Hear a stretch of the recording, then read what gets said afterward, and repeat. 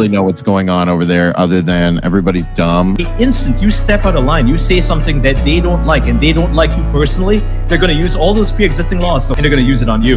A woman exposed her male genitalia to women and underage girls.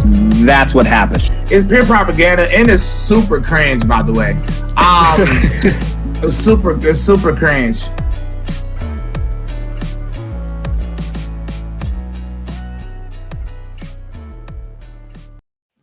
We are not starting soon. We are starting now. Eric Butler from TatumReport.com. How are you, good sir? Oh, you know what? Living the dream, man. As always, no complaints. I don't have the monkeypox, so that's good. You're not going to be able to escape it soon, I don't think. I mean, it's just hilarious how they... I mean, I guess they gave us a little bit of time. We did the Supreme Court and the Will Smith, we had a handful of the baby formula, WW3. So we had a couple of things in between, but we're going back to health scares. So that's fun stuff. As we should be. And I saw regarding the baby formula thing today, 78,000 pounds of baby formula being flown in, probably from Germany, I'm guessing. The Gerber company's giving it to them. But that only feeds 1,000, or it was like 1,000 children, something like that, which is crazy. And I'll look it up quickly. The operation that they're calling it is they had to come up with an operation because people were like, well, Trump had Operation Warp Speed right away. But now some euphemism, feed the babies, or Republicans hate babies, or something like that. And they're gonna Operation Save the Babies. Operation Fly Formula, it's called. I do remember reading that. Yes, of course. Why not? Right? It's like the For the People Act. 70,000 pounds. I'm trying to find the article on it. Of course, they don't want to link to that in any of the top ones. Here we go. Townhall.com. This is what I read. It's crazy. And they're just like, wow, 78,000 pounds arrive. This is amazing. And then 9,000 babies. That's all. I was like, expecting like 1 million babies, but like 9,000. So congrats to the 9,000 families out of 100 million who can now feed their child. And apparently there's no, you guys aren't dealing with it. Some European countries aren't dealing with it. Even Mexico, just right across the border, as I understand it, you can fact check that. They're not dealing with it, which leads me to believe that it has something to do with the FDA or the CDC or some bureaucrats that are just, throwing fuel on the flame of all these problems we're having. So there's no one, they can't point at Putin for this one, but I'm sure they'll still figure out a way to do that. Yeah, we just feed our children maple syrup up here and whatever else you think we eat, whatever that is. Yeah, gotta love poutine. Sometimes you just gotta resist. Every fast food place offers poutine substitute for the fries. You probably don't have that option there. No, it's interesting. Even like McDonald's. No. Yes, McDonald's, Wendy's, Burger King, like literally everything has poutine. It's kind of funny now that I think about it. Stay out of my country. You can't come in here anyways. I can't leave either. That's the best part. That's why there's this trip to Davos, Switzerland that a bunch of my colleagues went to, but nobody from Canada can go because none of them are vaccinated. Lewis Brackpool's also not vaccinated, but there's no requirements in England. So he went down there, and some other British girl went with him too. And so he's there with Avi Yemini, another American guy, and Savannah Hernandez, and then this British girl whose name I'm forgetting right now, and this guy named Rukshan, who's another, like, him and Avi Yemini are like the top two guys in Australia, cameraman. So they're all there, and it's pretty interesting because that Great Reset documentary they did, Lewis and my other friend Kian came out with it yesterday, and it was on the front page of Getter. 2 days ago, right?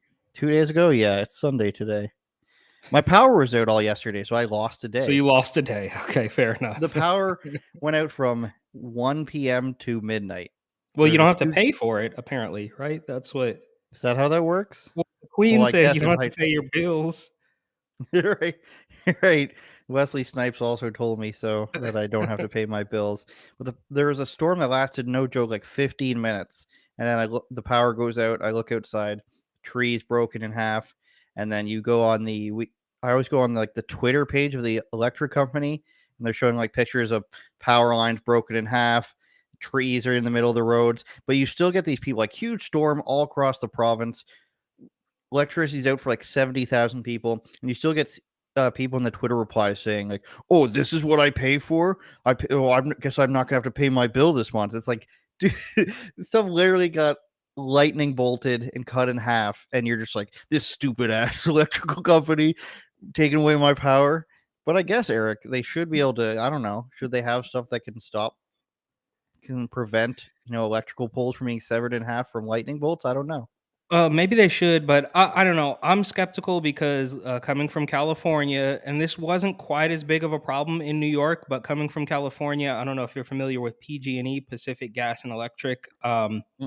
They were, I mean, talk about corruption, bro. They're in the pockets of these weird Democrats, and this happened many years ago. I was a kid. I didn't understand any of it at the time, but looking back at it now, you see that Pacific Gas and Electric was like they were doing these rolling blackouts to drive up the prices and all sorts of things. Oh God. Oh yeah, and that's when the governor, when Arnold was elected, because the governor before him was recalled because and I was young, so it's like a historical thing. You'd have to look into it, but the point I'm trying to make is we've come so far to the point where anything that happens now is going to automatically just be thrown into question. Like nothing can be trusted Fair. now, and it's super sad that like you might have to the point where even now today, like you might have a guy walking around the city screaming the N-word and attacking black people, but I'll still be like, I don't know if I trust you guys because you've cried wolf too many times. So that's sounds like what you're dealing with there when people are still mad at the company, even though it's totally out of their control. But we've been so jaded that we think it's still your fault, and I shouldn't have to pay my bill this month. Well, it's very crooked around here as well, Eric. So I'm not going to say that they're probably not up to no good. But speaking of Avi Yemini, as we were talking about before, there's a funny video circulating right now about him in Switzerland finding a New York Times reporter, who of course was invited there, which is interesting. Nobody from Rebel News was invited there. Let's see this. Rebecca, how you doing, New York Times? Can I ask you a quick question as Avi from Rebel News? Every time, Eric. Why is it every time I put it like that? But when you do it on how is the public meant to believe that the New York Times is here to actually... Rebecca, how you doing from the New York Times? Can I ask you a quick question as Avi from Rebel News? How is the public meant to believe that the New York Times is here to actually ask the tough questions when you're here as an invited guest? How are people meant to rely on the mainstream media? If you wouldn't mind, we're just having just if you could give us, thank you. You don't want to explain to people why we should trust the mainstream media? No? Of course, no comment. There we go. So that's the point here is in Davos, you have the mainstream media that are not here to report the truth. They are here as part of the event, invited guests with their white name tags. It's so sad, Eric. You can't even ask the simplest question. So let's say they hate Avi Yemini and they don't like what he does at all. They comes up to him. You can't just be like, "Oh yeah, we're here to report on what's happening, and we'll see just what happens. We're here as interested just as much as you are, but thanks, we're trying to eat." Like that's all you have to do. That's why I don't understand it. Well, it's like even engage. It's like you can't even engage, or else you're supporting fascists or something. Yeah, no, you're not supposed to engage, and that's what they teach people. That's how these people get brainwashed. That's how you wind up with clips like the pig. Remember the pig, the toy pig ladies? They can't, right. they can't speak because even to just talk, right? Remember when Tulsi Gabbard, when the establishment left, shut out Tulsi Gabbard because she went on Tucker Carlson. Mm-hmm. Like, well, maybe you might reach.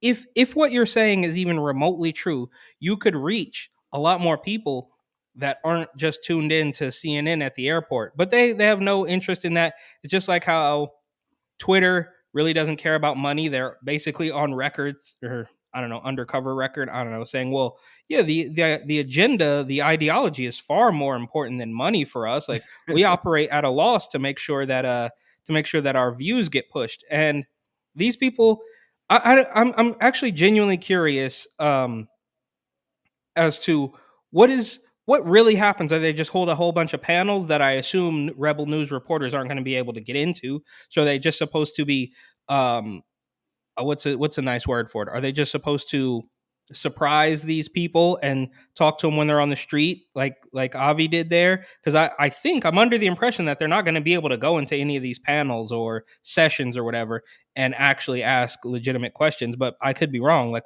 do you know anything about the plans there, the agenda that your colleagues have on the trip? Well, of course they're going to try to get in, but they said there's a huge military presence there. But when you're a woman who works for the New York Times, isn't that sort of your job? Like, if you're invited in to ask these tough questions, but would you be invited in if you were going to ask tough questions? Of course not. You were invited in to lob softballs, if that. And to what you're saying, it kind of reminds me of how back in 2016, 2017, when, Owen from InfoWars or Elijah Schaffer or Fleckus would go and ask these people, these Hillary Clinton protesters, questions. You know how it all started. And eventually they would stop responding, and that would be what their handlers would tell them to do. At first they would, respond, give a ridiculous answer, and that's what spawned all these giant YouTube channels, like probably hundreds across the world, starting to get a huge platform based off of these ridiculous answers. And then at some point they started saying don't engage and don't feed the trolls was a big thing they tried to say. So eventually giving a non-answer was more important, and you still see it.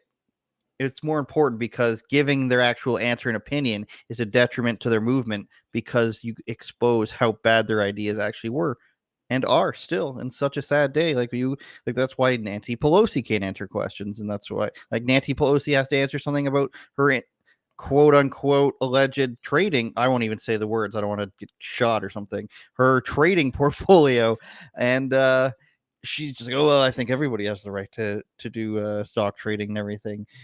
It doesn't matter who the politician is anymore. AOC, imagine AOC actually had to debate somebody to get her position or to keep her position. Yeah, I mean, same thing with questions. Kamala Harris as well. Of course, they're never going to have to answer any real questions. As soon as a real question gets thrown in their direction, they come out with all the excuses, whatever it's racism or misogyny or transphobia. They have all the tactics in the world to distract from any real questions. But I just don't understand how. And to your point about don't feed the trolls, that whole line. A troll could literally be considered anybody who just does. If you have not blindly accepted these government officials as your Lord and Savior, then you could be considered a troll. It's the same thing that they do with the term conspiracy theorist. It's like, well, you're just a conspiracy theorist. It's like, well, actually, I guess so. If you just mean I can recognize a pattern, right? Like that's all that conspiracy means, is that you can see something and then something that they're going to tell you is completely unrelated, like, well, Joe Biden shutting down the pipeline on his first day in office by way of executive order with one stroke of a pen has nothing to do with gas prices. That's all Putin's fault. Meanwhile, you can see, you could literally see it start to climb. And by the way, I'm actually seeing it. We see it on the news. We see it on social media, people complaining about the prices, but it is actually brutal when you see it. I've watched it go from here in Arizona from 450 to 469, back down to like 450 for a little bit, and then 499. And then yesterday I'm at the gas station, it's 520. Like, they just take these huge swings overnight. It's absolutely insane. And of course, you can't ask any questions because this works on every single level. To ask any one question about it is to consider you to be considered a troll or a conspiracy theorist or a bigot or a right wing. I mean, it just goes on and on and on. And I think they know this is this way of deflecting with the brand new press secretary as well, a human shield, quite literally, from criticism. They just tell you, like, it's coming to an end. It's coming to an end because we had the disinformation board that lasted about as long as CNN Plus, right? Just coming in just under a month. But only somebody so desperate to maintain the facade would even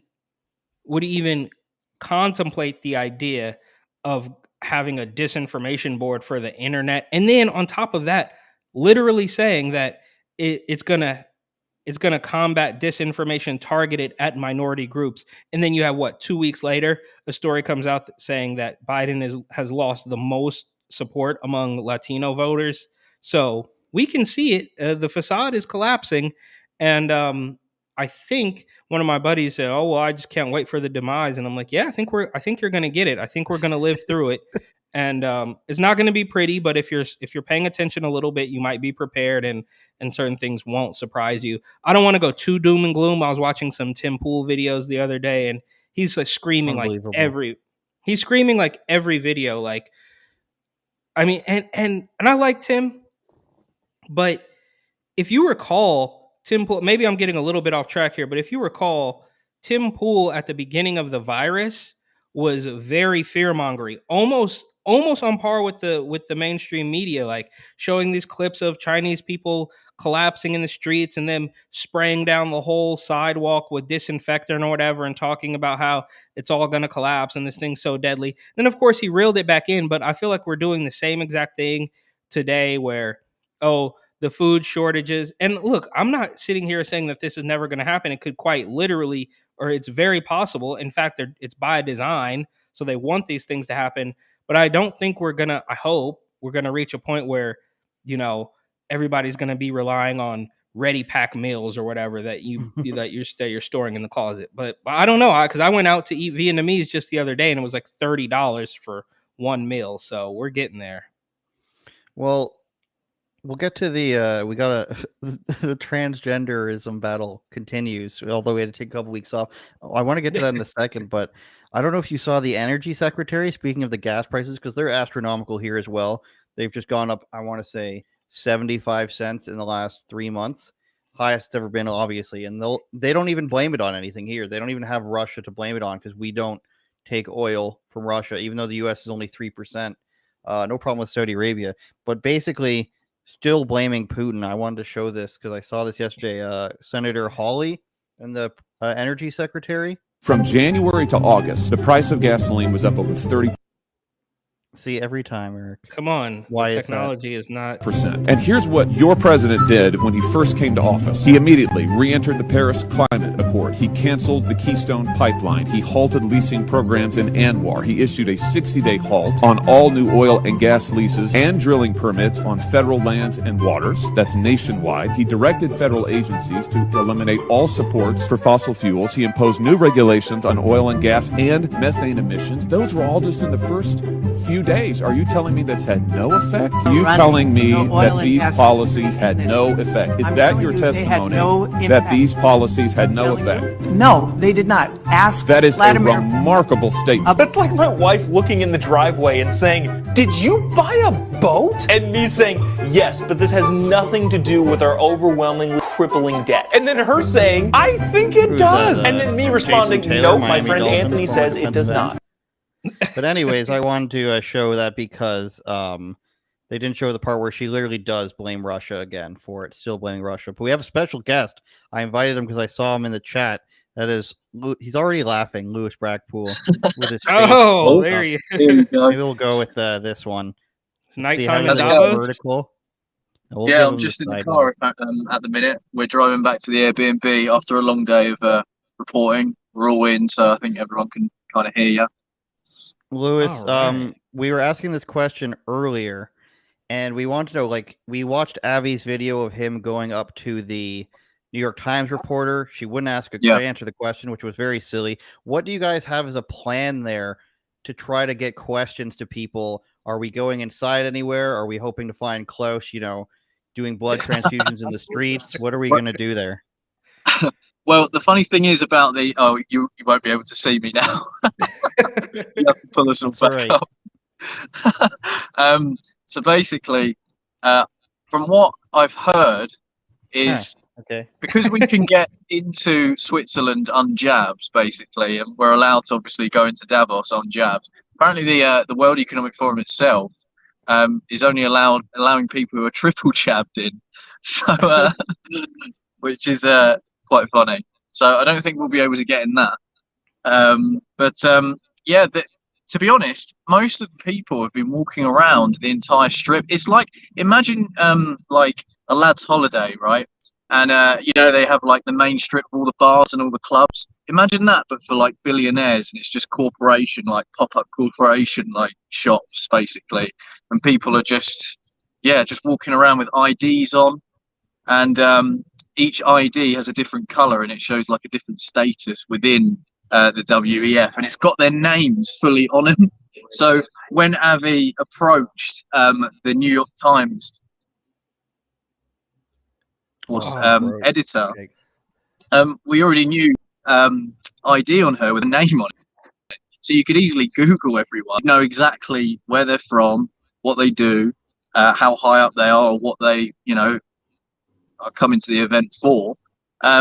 So yeah, it's made things a lot more interesting and fun. I have a quick question. Go ahead, Eric. Yeah. So, do you think, and this obviously you may not be able to answer this because perhaps it's more of a question for them, but do you get the feeling that the people participating in this, whatever these CEOs or executives or the people actually participating in this, do you get the feeling that they know there's a whole group of people out there that are very skeptical and who don't trust them at all? Like, I mean, do they know, like, well, there's a lot of people who aren't going to like us for this, or are they truly in this bubble where they genuinely think they're doing a good for the world? Like, if you had to take a guess, are they aware of the backlash that some of this might cause? What do you think, guys? Do you think that they know that there's skeptical people about? Yeah. Yeah, exactly. Yeah, it's all about regaining trust in this annual meeting. So yeah, they do know. I mean, yeah, obviously. I mean, even Antifa were there, just putting on a little concert, which is quite funny and quite entertaining. But yeah, of course they know. Yeah, they know that there's people that don't like them, and yeah. So it explains why this annual meeting's theme is all to do with regaining trust. Gotcha. I did not know that. That makes sense. With Antifa there, did anybody get a chance to interview them? I mean, you guys, like, this is finally something you can agree on with Antifa, is it not? Yeah, Avi done an interview, Savannah done an interview as well, Sophie done an interview. Yeah, everyone managed to have a little chat with some of them. And how did that go down, guys?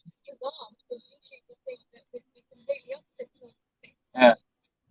It shows that anybody that isn't in that elite bubble have a kind word to say. Lewis, we can't really hear her.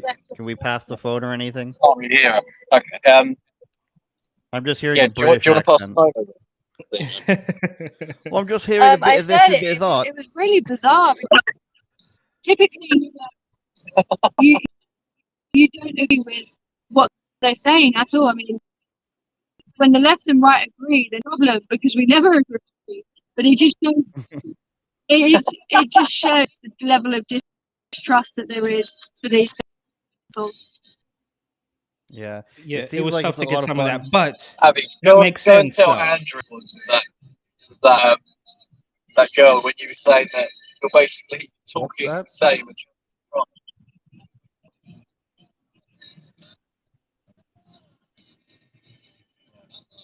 I missed that. We're having trouble hearing. No, Lewis, we're having trouble hearing. Yeah, so it's been an interesting day. It's been a bit weird as well, to be honest with you. It's been really, really weird. It's oh, here we go, it's freezing. I'll bet it is weird out there. No, but that makes sense though. The when you got the left wing Antifa, or like when you have Antifa and like regular people. To be fair, we're literally on the side of a mountain. They're on the side of the road. The Hillary Clinton's coming for you guys. The vehicle's going to start losing control at any moment. Lewis, it's really breaking up. So if you can hear me, last question to you. There's you. There's your friend there that we just spoke to. There's Avi Yemini. There's Rukshan. There's Savannah. How do you guys actually understand each other? All these accents. I know nobody can really. Damn it, Eric. They knew what I was asking and they got out of there, but that's okay. That was fun, yeah, that's true. I didn't even really think about that. They have Savannah's from Texas or something, even though I don't think she has like a southern draw or anything. And then you got Australia and the UK. So we got a handful two different of, English accents.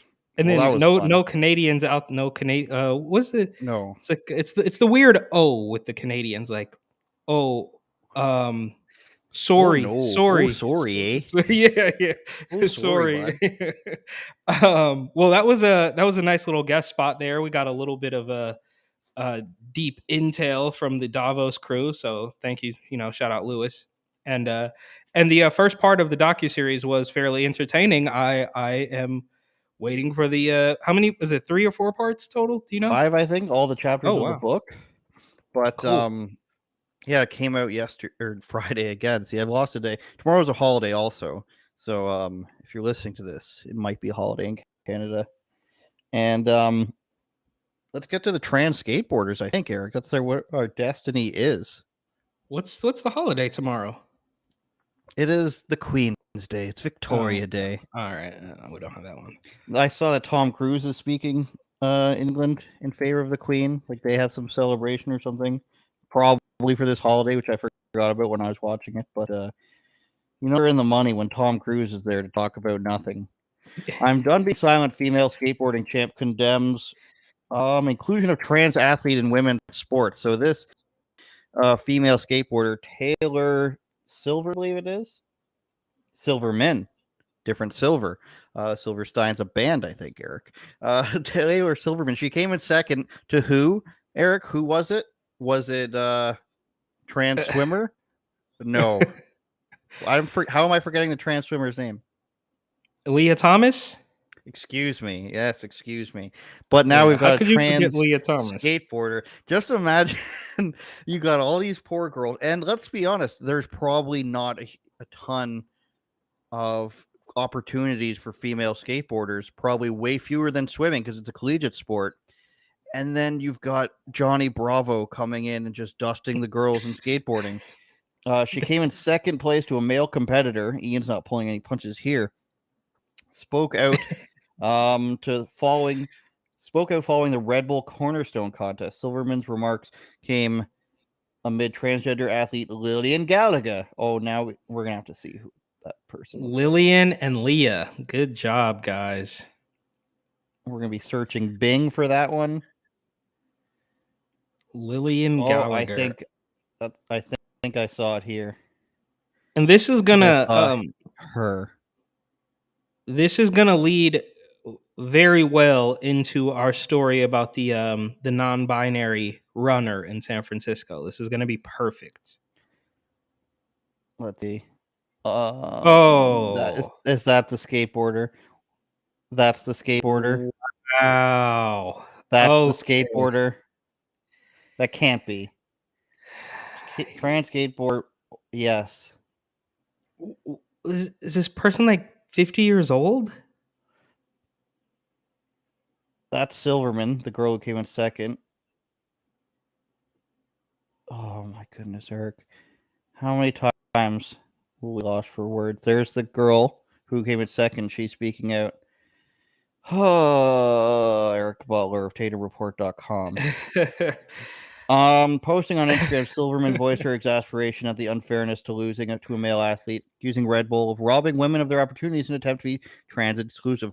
When a crusty old dude comes in and wins your skateboarding event, imagine like Tony Hawk comes in and beats you. Obviously, it's not Tony Hawk, but like still, Tony Hawk at like 55, 60 comes and beats you. You're just like, what? You got to be inclusive.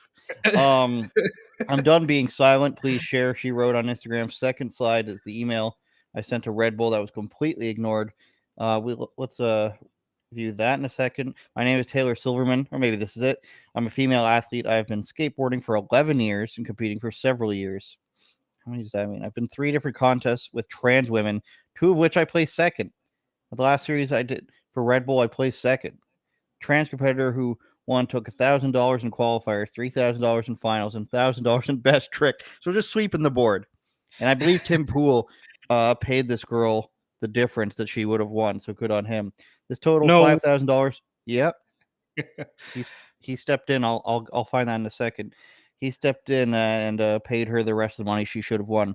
This totaled $5,000 of the prize money meant for the female athlete. I took $1,000 in qualifiers, $1,750 for second place, so $2,750. So she lost an extra $2,250. And the girl who received $750 for third place, so she lost $2,000. And then of course a third girl who would have gotten $750. Girl who deserved $1,000 for best trick took nothing along with whoever would have placed third. I deserve to be first place, acknowledged for my win, and get paid. So in total, taking about, let's see, $2,250, $4,250, $5,000, $6,000 away from these other girls by my quick math. I reached out to Red Bull and ignored, she said. I am sick of being bullied into silence, wrote Silverman, female skateboarder. And here's the Twitter and such. Let's take a look at that. Yeah, so this is just Eric, your first thoughts on this as yet another trans athlete takes stuff away from women, thousands of dollars in this instance, and like I said, there's not a whole lot. Like we're gonna have to be honest here and say there's probably not a lot of opportunities for these girls to win this much money. Clearly not as big as prizes for men's competitions in skateboarding, which are huge. And, $7-8 grand or whatever I said is taken away from some women who've trained for a decade for it. Yeah. And this actually reminds me of exactly what our who should probably be running for president if he weren't, I don't know, a twice convicted felon or something. Boozy, right? You know, the rapper Boozy with the little fade, a little high top fade, little thing that he has. And he went on this rant a couple months ago. It went kind of viral where he's telling DJ Vlad, man, I can't do my Boozy impression, but he's like, man, we're gonna have a 6'10" guy in the WNBA getting, or in the NCAA winning all the championships, getting all the endorsements, taking away the money from these women. And this is literally exactly what's happening. So I guess the point is it doesn't take a biologist or a doctor or a scientist to realize that outside of the fact that this is just ridiculous because you guys are completely ignoring reality, right? Just the normal, just like, even just from, letting men into the women's room and locker rooms, all of that aside, you're literally rug pulling these women from money that they should be making. And we can all see it coming a mile away, 10 miles away, because we realize reality. And we watch these politicians who flip flop and, I'm with her and pink pussy hats all over the place 4 or 5 years ago. Believe all women, me too. It was all about women, right? We remember that.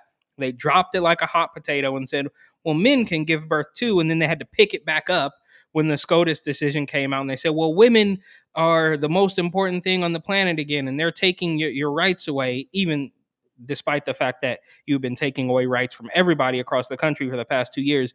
But it's just so painfully obvious that anybody, and good on this girl for standing up. Finally, all of the swimmers should have done it.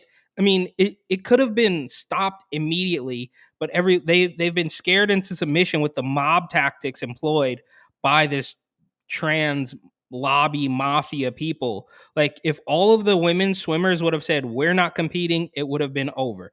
If Dave Chappelle did a pretty decent job. He still kind of bent the knee and talked about how he had this wonderful transgender friend and stuff, but it all just boils down to reality. And when people are bullied into completely ignoring the reality, then we get this facade, and that's where we are. It's like, dude, it's so predictable that you could have seen it coming a million miles away, but you still had to pretend that it wasn't true at all. And here we are. This woman is getting gypped out of. These aren't big paychecks. We're not talking about millions and millions of dollars, but like, for a woman to make some money doing what she loves and just be rug pulled like this is absolutely despicable. And I don't know if we've come too far now, because every time there's any backlash, it's obviously going to be this big transphobic and all call you all the names in the book. Like, really briefly, the Dodgers and the Giants, who were scheduled to wear their pride hats on one game in June, right? They're going to do one. They're going to wear their Pride baseball caps in June. It's a first. It's historical. For the first time, two teams are going to wear Pride hats in the same game. But think about it. If one player on the Giants or the Dodgers who may be from, they might be from West Virginia, they might be from the most conservative state on the planet, but they play in California, and they might go to church every Sunday and say, you know what, this really doesn't jive with me personally, so I think I'm going to stick to the regular uniform. There would be hundreds, if not thousands, of people who have never even watched one baseball game complaining. So that's how far deep we've come. Like, that to even acknowledge the reality of the situation turns you into this big, evil bully, bigot. If you don't want your kids in schools talking to the teachers about sex, then you're a terror threat, according to Alejandro Mayorkas. So they've set this up to the point where we can't go back, even when they're complaining about abortion and saying that women's rights are being stripped, but they've twisted themselves into this pretzel, and this mental gymnastics will continue to spiral out of control until, because there's no logical end to it. What's the logical end to it? Maybe there is. I don't know. It's just the fact that, I guess, the logical end, and I'll end with this, is that there is no more women's sports, which people have been saying for years already when this started. So I don't know how we back out of this. Reverse. Well, the big problem with putting politics in sports is you're basically forcing the athletes that play for you to inherently support these politics by wearing it or by playing on the court of it. Even in, I think it's like the Scottish Premier League, a soccer league in Great Britain, one of the guys refuses to have a poppy on his jersey. Now, they're not wearing poppies, obviously. It's stitched onto their jersey. And whether you I probably disagree with him. I don't remember his exact position, but he's against celebrating, like the Western allies, essentially. And he doesn't want to wear the poppy on him. I think that should be his right. Just like I don't think it should be forced upon these Dodger players and these Giants players to wear something political. And you're going to hear everybody say it's not political. It's just about, their rights and everything. Like 1,000,000%. If you don't think it's political, then you're blind to this. Maybe you're blissfully unaware that there's politics behind this or anything like that. But I think they should have the option to not wear it. And maybe it should be an armband or something. Do you really think that the other players are going to hate another player for not wanting to wear a rainbow armband? I would wager the fact that many of them would not want to wear it. And the ones that do either don't care, or they really do support it, or they're doing it for, marketing means. So whatever reason you want to do it for, the option is there. And if you don't want to do it, maybe you don't get this, bonus from the LGBTQ plus A Society of San Francisco or something that they're getting to put this on. And, somebody's making money off of this. I'm not going to pretend like they're not, because it always is that. Whether it's through sponsorships or they're just, this is what we're going to do. This is our initiative for this month for the celebrate my sexual preference month. That's another thing, Eric. I don't understand how this is an accomplishment, how it's celebrating, what the point is. I don't understand how this is a thing worth celebrating. If you can't change your gender ideology or sex or anything, then you're celebrating just the fact that you are who you are. And that's the lowest level childlike thing you can celebrate. I'm celebrating the fact that I'm alive and that I like being me. It's like, well, very congratulations. I don't know why this is like, it's just an excuse to get drunk for the people going and get naked in the streets and expose other people to their genitals, which happens all across the world, every single pride parade. But it's also an agenda behind it. I mean, in Canada, in Toronto, the pride parade wouldn't allow gay police officers to participate. This is going a couple years back because BLM said no. BLM somehow said to the Pride Organization Committee that the police cannot participate. So the Pride Organization said Toronto police cannot participate. So what are we celebrating then? If everybody can't just go and celebrate themselves, and based on their organization or their politics, they can't participate, then obviously it's a political theme. And that's why I don't support it. I don't support tax dollars going towards it. If you want to have your own festival and you're going to pay for it, that's fine.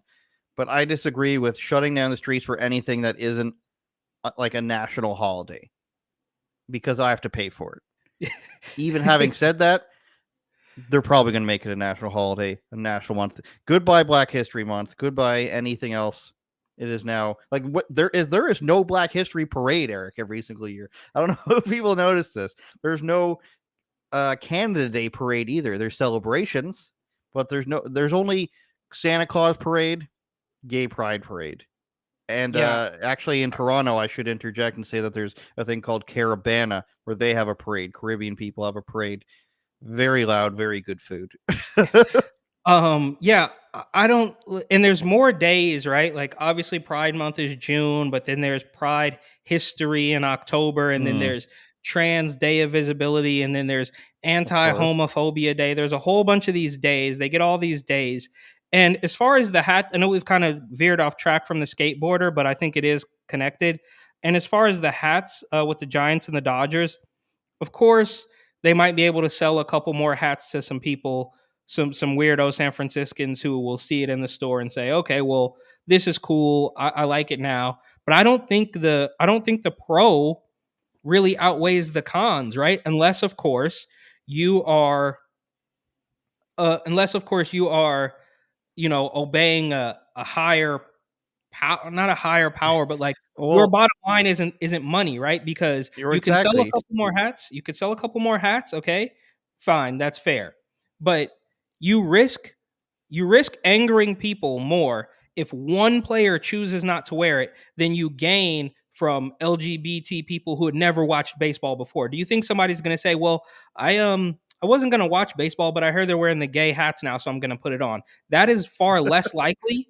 That, to me, is far less likely than somebody getting angry at one player choosing not to wear it and causing a backlash and calling them all the names in the book. So I don't think that this hat thing, I don't think the pros outweigh the cons. And as far as the skateboarding is concerned, it's like, you guys, you ignore it. You ignore this girl, and who knows? I mean, she's the second place winner. She should be able to get a return email, right? But I think for them, it's just easier to say, well, let's just pretend it never happened and hopefully it'll never happen again. But we know that's not true because there's never enough. And I don't know what other stories you have lined up, but I think this is the perfect segue into the marathon runner, because it will never be enough. By the time you wear these hats on one day, you're going to have to wear them once a week. You're going to have to wear them every day. Then you're going to have to put the players' pronouns on screen. You're going to have to do all this. And when you read this story about this person, I couldn't understand it. You had to explain it to me, so you're going to have to explain it to the audience. First, non-binary San Francisco Bay to Breakers winner. I'm already lost. First non-binary San Francisco Bay to Breakers winner, more than just the race. One more than just the race. Please explain, Eric. I'm already confused. Okay, so first of all, the title is worded quite strangely. I don't know why they did it like that. First non-binary San Francisco Beta Breakers winner. Beta Breakers is a big marathon that happens in San Francisco every year. Okay, so they should have quotes or something around it. Yeah, that's the name of the race. So it's meant to, from the bay to the breakers, which is the ocean. So from downtown San Francisco, where it's just the bay, to the ocean all the way on the other side of the city, breakers, waves. That's where it comes from. But it's a big party. It's really, if you Google it or if you do a Instagram search or something, you're probably just going to see mostly people in costumes. It's a party, right? Mario and naked people and princess, just, a big party. And there's a handful of people that take it seriously. Yeah, like just people just dressed up in costumes. Okay. And Super Mario is one that I know. I see your background, but it's just one that I saw on a recent little photo thing of people dressed up as Mario and Luigi. But so this is the point I'm trying to make, is it's never enough, right? So you start one day wearing the hat, and this race already had a non-binary category. Okay, so the company, which you can see right there, the company that now owns the race, Capstone Event Groups, was publicly linked to far right-wing political candidates. So fake news ABC7 in the first paragraph tells you that this company is linked to far right-wing political groups. However, They already had a non-binary category, but they weren't giving out awards for it. So you could enter as a non-binary person, but you weren't going to win anything, okay? So this person who they're interviewing here says, well, I registered as non-binary, but I noticed there's not going to be any awards. How are the non-binary runners going to be recognized? So you had the category, but now you want a trophy too. Like you said, simply for existing. There's nothing in this story, and I looked, that will tell us how many other non-binary runners this person beat. So you lobbied for your own award. And he also says that, well, he tried to cancel the race basically. When they told him that, yes, you registered as non-binary category does exist, but we're not giving out awards for it. He said, well, I'm going to tell all my friends that you're not giving out awards for the non-binary category, essentially trying to cancel them. They fold and they say, okay, we are going to give out awards for the non-binary category. But he also says, well, I didn't think I was going to win. That was a surprise. Like, yeah, right, bro. Because here's what happened. This person knows that it doesn't look good to demolish women in sports because it's all in the headlines for the past couple of months. So he can't do that. But he has no chance at competing with men. So what happens? I deserve a brand new category just for me, and then gets it. And that's what they pretend this story is about, as dark as that is, right? So we're pretending that this guy has a whole new category, wins it, and it's uplifting.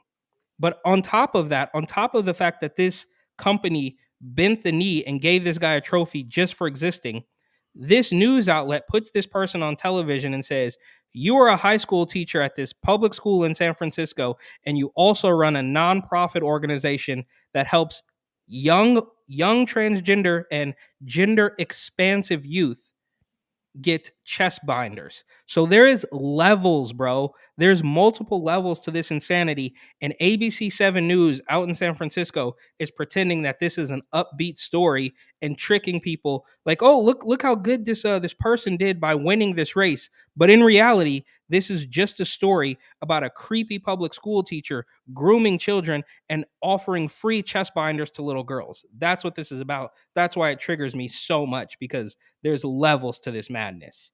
It's never enough.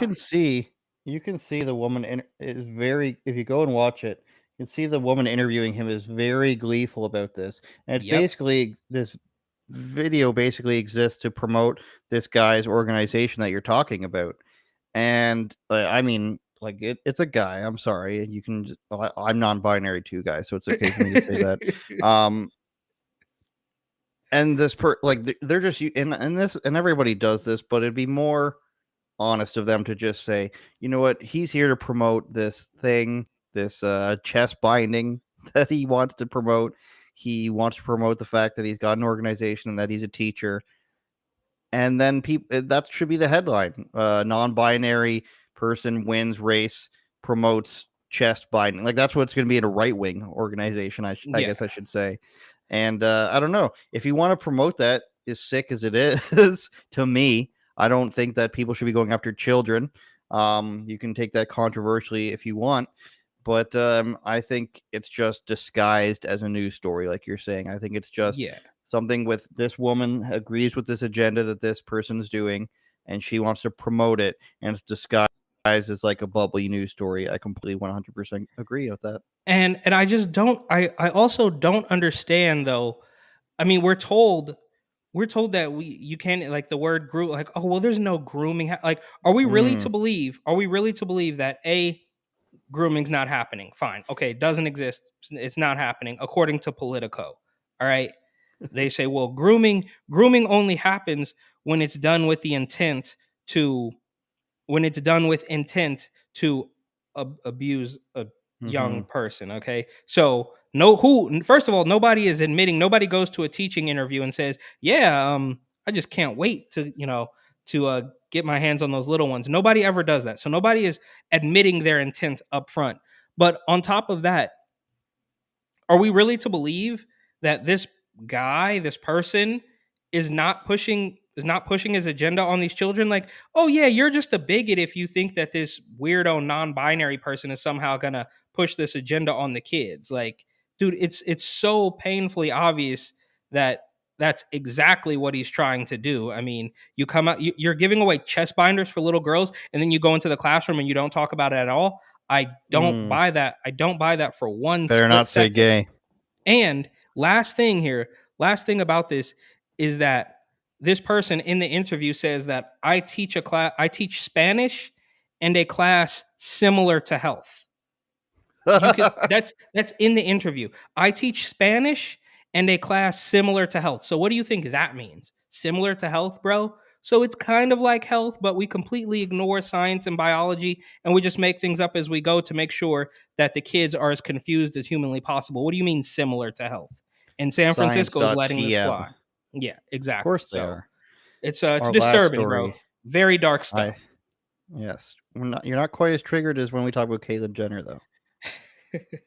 Our last story was one of the title tracks we need to get to. Wells Fargo held fake interviews to feign diversity efforts. Employees claim now Wells Fargo is one of those organizations that's been caught doing a lot of things. They've been in this news for many years. They participate, if I'm not mistaken, in that ESG program that Elon Musk was talking about, where like your environmental and your diversity impact determines whether or not you should be on their list. Wells Fargo routinely interviewed women and people of color. I hate that term. Always will. Always mention it. To record diversity efforts and hiring practices by already offering the positions to other candidates. Several employees have alleged the banking company has long-standing informal policy that employers candidates defined by the company as women or people of color for open positions. So I don't know how that's a thing. How is that diverse? The colored it's just literally, but everybody but white men is what that means. Well, it's actually is so rude. No, it's rude on so many levels because you are eliminating any colored person of getting a job on their own merit. It's just like Kamala or Ketanji Brown Jackson. Once you say that, then it's obviously then you've tainted it, right? So you'll never know if you were actually good enough for the job or were you just a poor old colored person. Secondly, they are they're wasting people's time. I mean, if you're on the job hunt and you go to an interview and you have no idea that they've already hired somebody, but they're pretending, then you're wasting the time. And thirdly, yeah, it's disrespectful to regular old, I don't know, some 40-year-old white guy who, I don't know, might have his own set of problems. They're so deep in this bubble that they genuinely believe that a white man could never have any problems. That man might have just caught his wife cheating on him and had to move out of the house and needs a new job. Like, you don't know what any of these people's story is. So they're like, this is obnoxious on 3 levels: wasting the time of people interviewing for jobs, letting them know that even if they get the job, they'll never be sure that it wasn't just a diversity hire, and eliminating opportunities for the big, mean, scary white guy who is out to destroy the country. When obviously there's a lot of, I will say for the record, and maybe this is spicy, there is at least one old white guy who is actively trying to destroy the country, but he's not a racist. He's safe. He's never done anything wrong. Who could have guessed, Eric, that this endeavor to search for people based on their gender or skin color would end up insulting the people of said gender or skin color? Who could have predicted this? It's like all this stuff that people like you and I have been saying for 5 years. It's all finally starting to turn. The transgender argument, the women's rights argument, the abortion argument, and I haven't even been talking about that for years at all. And now the diversity argument, it's all starting to become exposed. Black Lives Matter, just, collapsing. I can't wait for Candace Owens' documentary on that. Just this narrative is just collapsing. It's the progressive narrative. The only things left are the World Health. Like, they've shifted from the diversity narrative because they have to. It's going to the energy and whatchamacallit, the World Economic Forum and WHO narrative. They're going back to that for final time. The WEF will be the last ones to fall because they're at the top. They'll let the WHO fall, and it will. And at least any power, I hope so. At least any power they have, or pull. And it's all collapsing around on them. And it's funny to just see it happen. But I also do feel bad for the people, like you said, who maybe you have a black mother or you have a single white mother going for this interview and they traveled an hour and a half on the train or the bus because they're poor and they're looking for this dream job at a bank that's going to set them up with benefits and a good salary. And it turns out you were only there because they want to lie about their quota, or that they've interviewed people. So instead of just saying, no, we're not going to do that because it's a waste of time and we want the best candidates we can, we're going to take, Sally and Susie or, Eric Butler coming on the train. And we're going to waste their time and tell them that they have a shot at this job when they actually don't. They could be getting a job interview somewhere where they're actually, possibly getting the job, or are they just getting an interview at another job where they're just doing it for diversity purposes and they're not actually going to get the job? Are they going to go to a Chinese food restaurant who's only hiring Chinese people and they've just interviewed you because the government wants them to have diversity interviews? So that's what's going to happen. Yeah, we have to interview DeQuavius otherwise. Oh, that reminds me. Me and my girl were at the mall a couple of weeks ago in line for Starbucks, and this I wish I could remember his name, but this 8-year-old kid, white kid, put his name in as DeQuavius or something like that. Obviously pulling it from Nelk or something, but he had a good one and I can't remember it now. But kudos to that 8-year-old kid who's cooler than me. Eric, we're about out of time. Wells Fargo is just going to continue doing this, I'd imagine. Is there anything else interesting in that story? Discrimination no, not in hiring really. practices. They had to pay $7.8 million in back wages. So I just wanted this to is why they're doing it. Yeah, well, they're trying to, I guess, overcompensate for something that happened in the past, but they're doing it wrong. And who knows, the past stuff might not even be real. It's such a kangaroo court. It's all so fake that it's a rock and a hard place, right? So if you don't hire black people, then you're a racist. If you do hire them, then there might be some sort of discrimination lawsuit coming at you from the other side because you said he had nice hair and they took that as racist or something like that. Mm-hmm. So it's a rock and a hard place. They're never gonna, once you apologize, and this is not an apology, but once you set foot into once you've bent the knee just a tiny little bit, then they're always gonna ask for more. And I just wanted to say last thing on this, just I think I told you off air, but it was just very ironic is the word, because one of my friends from New York mentioned that she had to interview a diversity candidate before this story came out, and I literally laughed at it. I was like, no way, you got the tinfoil hat on pretty tight, but I don't really believe you. And then just for only a couple days to go by and to see this story, I'm like, well, that actually probably is happening. And that was in a completely different sector, not in the banking sector, but it feels like this is actually happening. And every single time, every single week, I wonder if we're going to be able to claw our way out of this. Some weeks I'm more optimistic than others. I don't really know where I stand this week. There is some good stuff happening as far as, Twitter kind of collapsing and Elon, calling out the fake followers and stuff. So maybe we're still going in the right direction, but it's an uphill battle for sure. Eric, how would you feel about doing a sketch where you walk into places with a hidden camera and just asking for a job because you're black? That would be absolutely hilarious. If you can get, spy glasses are not that expensive anymore. You get some of those. You walk in, you say, "Yeah, I'm just really looking for a job. I was hoping if you guys needed a black guy, you could hire me." Something I expect you could come up with more clever lines than that. Can I wear I wear a gold chain and a wife beater and some sweats and just be like, just be the most? If they say no, you say, "Oh, you don't want to hire a black person?" I'm just thinking, should it go with the most stereotypically racist person, or should try it all, or go with a suit and go with everything? You got to go. Step 1, wife beater, chain, do-rag. Step 2, soccer, basketball or football or baseball jersey with hat. And then step 3 is the suit. Okay, and see. All right. We might be onto something. I think it's a good idea. All right. Thanks, everybody, for watching. TatumReport.com has Eric Butler, and Report and Opine on Instagram has his ever popular Reels, just knocking it out of the park. He does a lot of LGBTQ content if you're interested on there as well. On his OnlyFans, you can find that there as well. I'm on rebelnews.com. My show this week was with, who was it with?